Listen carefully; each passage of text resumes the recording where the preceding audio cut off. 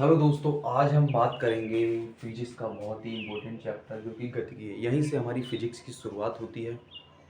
तो देखते हैं, हम इस चैप्टर को शुरू करते हैं। ये फिजिक्स है फॉर ऑल कॉम्पिटिटिव एग्जाम्स। कोई भी कॉम्पिटिटिव एग्जाम्स हो वो आपका क्लियर होगा। और किसी भी एग्ज़ाम की आप तैयारी कर रहे हो जिसमें फ़िज़िक्स पूछा जाता है, ठीक है। गवर्नमेंट एग्ज़ाम की बात कर रहा हूँ, जैसे कि आपका एयरफोर्स हो गया, सीडीएस हो गया, एनडीए हो गया, नेवी हो गया, एसएससी का कोई सा भी एग्ज़ाम। देखते हैं सबसे पहले गतिकी में कहाँ से स्टार्टिंग होती है हमारी। सबसे पहला होता है कि विराम। विराम क्या है? जब हम विराम के बारे में समझेंगे तभी तो हम गति के बारे में समझेंगे। जब कोई वस्तु, लेट सपोज कोई भी ऑब्जेक्ट है, वो समय के साथ साथ अपनी स्थिति को ना बदले। जैसे कि मैं एक ऑब्जेक्ट हूँ, मैं समय के साथ साथ यहीं पे ही खड़ा हूँ, तो उसका मतलब क्या हुआ? इसका मतलब यही हुआ कि मैं विराम में हूँ। समझे आप नहीं समझे? अच्छा, अगर कोई वस्तु गति अवस्था में है तब उसका क्या मतलब होगा? इसी का उल्टा, जब कोई वस्तु समय के साथ साथ अपनी स्थिति को बदल दे, अपनी स्थिति को अगर वो बदल देती है, तब वो कोई भी ऑब्जेक्ट जो हुआ वो क्या, किस स्टेट में कहलाएगा? तब वो गति अवस्था में कहलाएगा। कौन सी अवस्था में कहलाएगा? गति अवस्था में। कब? स्थिति यानी कि पोजीशन, अपनी पोजीशन को क्या कर दे? चेंज कर दे विद रेस्पेक्ट टू टाइम, यानी टाइम के साथ साथ, विद टाइम। टाइम के साथ साथ वो अगर अपनी पोजीशन को चेंज कर रही है तो वो ऑब्जेक्ट कैसा होगा? वो गति अवस्था में होगा। अब इसी के बारे में भी आगे भी पढ़ेंगे, क्या होता है क्या नहीं होता है। अच्छा, फिर क्या हुआ? फिर एक आता है दूसरा पॉइंट जो कि होता है दूरी। यानी दूरी क्या है? दूरी क्या है? दूरी है कि कोई भी ऑब्जेक्ट जिस भी पोजीशन से लेकर के लेट्स सपोज किसी भी डायरेक्शन में चलता है तो वो तय की गई कुल जो पाथ होता है उसे हम दूरी बोलते हैं।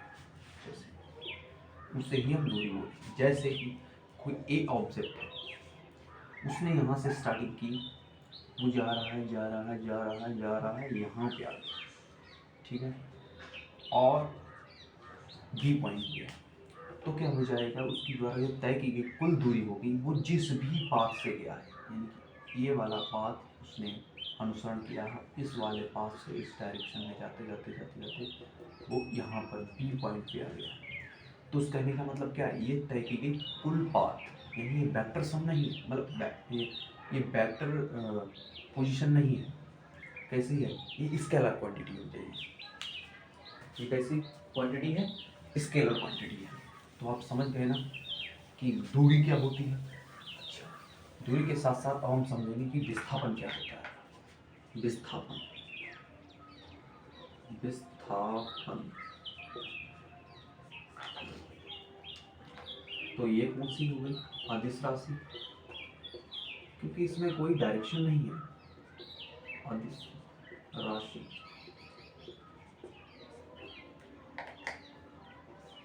क्योंकि कोई डायरेक्शन नहीं है, जिस पाथ से आप गए हैं आपको उसी पाथ से जाना है। लेकिन विस्थापन, विस्थापन जस्ट इसी का उल्टा होता है। ये सदिश, यानी ये वेक्टर है। ये कैसा है? सदिश राशि, ये वेक्टर है। जैसे लेट सपोज मैं मान ले रहा हूँ कि कोई भी पॉइंट ए है। आप एग्जांपल से समझेंगे तब अच्छे से समझ में आएगा। कोई भी पॉइंट यहाँ से चला और यहाँ पे जाकर रुका।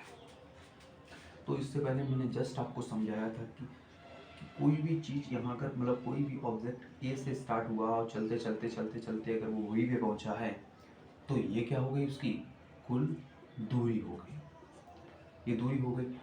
लेकिन जो दोनों पॉइंटों के बीच में जो स्मॉलेस्ट दूरी होगी उसको हम क्या लेंगे? उसको हम लेंगे, बताएंगे विस्थापन।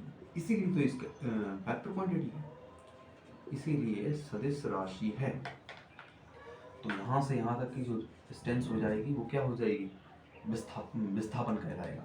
जो हमारा विस्थापन है वो आपका पॉजिटिव भी हो सकता है, नेगेटिव भी हो सकता है, शून्य भी हो सकता है।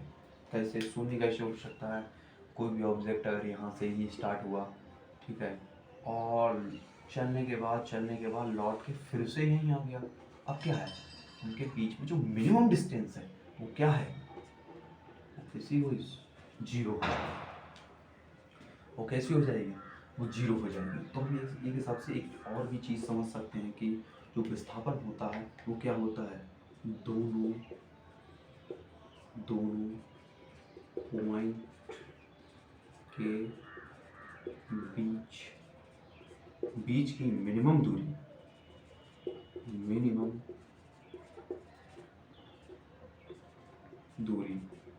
दूरी को हम क्या कहते हैं, विस्थापन कहते हैं। क्या कहेंगे, विस्थापन कहेंगे।